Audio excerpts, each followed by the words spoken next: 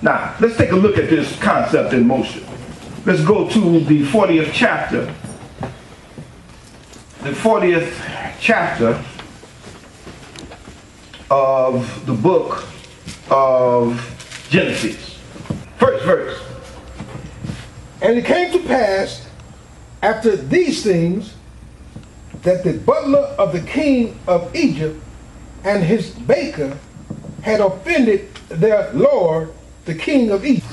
And Pharaoh was wroth against two of his officers, against the chief of the butlers and against the chief of the bakers. And he put them in ward in the house of the captain of the guards. You put them in jail. Read. Into the prison, the place where Joseph was bound. And the captain of the guard charged Joseph with them, and he served them. And they continued in season. And they dreamed a dream, both of them. Each man his dream in one night. Yeah. Each man according to the interpretation of his dream. Read. The butler and the baker of the king of Egypt. Read. Which were bound in the prison. Read. And Joseph came in unto them in the morning. Yes. And looked upon them, and behold, they were sad. And he asked Pharaoh's officers that were with him in the ward of the Lord's house, saying, Wherefore look ye so sadly today? And they said unto him, We have dreamed a dream, and there is no interpreter of it. This is an impact statement that Joseph is getting ready to make. What did he say? And Joseph said unto them, Do not interpretations belong to El? Tell me them, I pray you. Sometimes we don't know what's going on in a situation, in a circumstance that is evolving. See, and as Israelites, we've got to understand something. Behind everything is who? The Spirit of YAH. Yeah. See, and he is the interpreter of everything. This is what Joseph knew. And when he got ready to define what reality was, he always defined it from that point of view. And that's why that's something that should be a notice to us. When we look at the world and we see the events evolving on the world stage, we've got to know how to define them and how to put them in their proper perspective. Read. Verse 9. And the chief butler told his dream to Joseph, and said to him, In my dream, behold, a vine was before me, and in the vine were 3 branches, and it was as though it budded, and her blossoms shot forth, and the clusters thereof brought forth ripe grapes. Read. And Pharaoh's cup was in my hand, and I took the grapes and pressed them into Pharaoh's cup, and I gave the cup into Pharaoh's hand. And Joseph said unto him, This is the interpretation of it. The 3 branches are 3 days. Yet within 3 days shall Pharaoh lift up thine head and restore thee unto thy place. And thou shalt deliver Pharaoh's cup into his hand after the former manner when thou wast his butler. That he just told him his dream. But think on me when it shall be well with thee, and show kindness, I pray thee, unto me, and make mention of me unto Pharaoh, and bring me out of this house. This is Joseph saying to the butler, because he knows that the butler is getting ready to get out that situation and be back in front of Pharaoh. And Joseph says to the butler, look here, don't forget about me, that I'm in jail. Maybe you could say something on behalf of a brother and get me up out of here. That's what he's saying. 15. For indeed I was stolen away out of the land of the Hebrews, And here also have I done nothing that they should put me into the dungeon. Read. When the chief baker saw that the interpretation was good, he said unto Joseph, I also was in my dream, and behold, I had 3 white baskets on my head. And in the uppermost basket there was of all manner of baked meats for Pharaoh. And the birds did eat them out of the basket upon my head. And Joseph answered and said, this is the interpretation thereof. The 3 baskets are 3 days. Yet within 3 days shall Pharaoh lift up thy head from off thee, and shall hang thee on a tree. And the birds shall eat thy flesh from off thee. Wow. Each one of us has a cup that has been in the hand of the Most High, and he has given it unto us.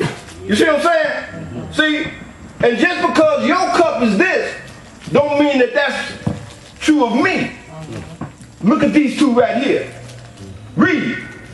And it came to pass the 3rd day, which was Pharaoh's birthday, that he made a feast unto all his servants. Yes. And he lifted up the head of the chief butler and of the chief baker among his servants. He brought both of them out of prison. Read. And he restored the chief butler unto his butlership. And he gave the cup unto Pharaoh's hand. Just like Joseph had prophesied. Read. But he hanged the chief baker, as Joseph had interpreted to them.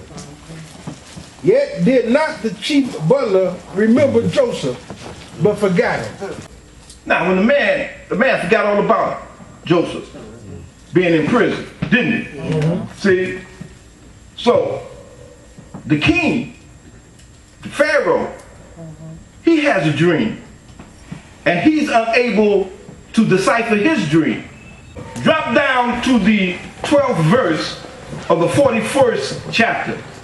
Start at the 9th verse. Then spake the chief butler unto Pharaoh, saying, I do remember my fault this day. Pharaoh was wroth with his servants, and put me in ward in the captains of the guard's house, both me and the chief baker. Now he's going back over this here dialogue because Pharaoh didn't have the dream. I'm not going to give you all that Pharaoh's dream was. And he's recounting 11. And we dreamed a dream in one night, I and he. We dreamed, each man according to the interpretation of his dream. Right. And there was there with us a young man, an Hebrew, servant to the captain of the ward, and we told him, and he interpreted to us our dreams. To each man according to his dream he did interpret. And it came to pass as he interpreted to us, so it was. Me he restored unto mine office, and him he hanged. Go drop down and read the 25th verse. And Joseph said unto Pharaoh, the dream of Pharaoh is one. El hath showed Pharaoh that he is about to do. Start reading the 22nd verse, Rob. 22nd? Yes, read to the 22nd. And I saw in my dream, this is Pharaoh, and behold, 7 ears came up in one stalk, full and good. Come on. And behold, 7 ears withered, thin, and blasted, with the east wind springing up after them. Come on. And the thin ears devoured the 7 good ears. And I told this unto magicians, unto the musicians, but there was none that could declare it to me. This is Pharaoh, and he's talking to Joseph. See, and now Joseph gonna give him some insight into what reality is. And Joseph said unto Pharaoh, the dream of Pharaoh is one. YAH has shown Pharaoh what he is about to do. See, but Pharaoh couldn't take advantage of it. Why? Because he could not interpret the dream. Now we begin to see why Joseph was sold by his brothers to the Ishmaelites, and why the Ishmaelites sold Joseph to the Egyptians, and why the Egyptians had to put him in jail, and while he was in jail, the two butlers, the butler and the baker, he had an encounter with them. All of that was designed to get him where? Before Pharaoh, so that he could tell Pharaoh the interpretation of his dream, because the interpretation of Pharaoh's dream was closely connected with something else that the Most High wanted to do. That's right. And what is it that the Most High wanted to do? He wanted to preserve Israel's family. Come on now. Now, see? Because the Most High knew that famine was coming in the land, and he knew that he had to provide a way for Israel. At that time, we was just a family. 70 souls. Is that right? See? And the Most High knew that famine was coming in the land, and he had to provide a way for Israel to survive. See? So these are the events that the Most High put in motion. And I'm sure that Joseph did not understand why his brothers had to sell him. I'm sure that he did not understand the mixture in the cup that he had to drink. And I'm sure that when the chief butler forgot that he was there, you know, he said, why is this happening to me? Am I going to be here forever? You see what I'm saying? We've got to be able to understand that sometimes things happen to us. And that we are just drinking from the cup of YAH. But that if we have confidence, come on now, y'all act like y'all don't understand what I'm talking about. We are listening. But if we have confidence, see, you got to have confidence. And you've got to know who you are. And you got to know who you what? Belong to. And you got to know that whatever it is you're going through, the Most High got you. He might have you. He might not. See what I'm saying? He had the butler, but the baker, but it was something about that baker. You see what I'm saying? So we want to take a look at that. And we want to understand that when we're drinking from the cup of YAH, see, it's all dependent upon the type of situation and circumstance we have in our own personal life. As we close out with this concept, we want to take a look at something else. All right? Let's go to the, because, whenever I end this thing up, I always got to refer back to my main man. The architect and the example that the Most High gave us. See, and we are the latter day remnant. That's who we are, y'all. All right. See, and we are the ones that's supposed to understand this example more than anyone else. See, a lot of people don't understand it.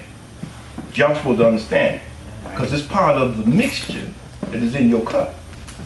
Go to the 20th chapter of the book of Matthew, and we want to start reading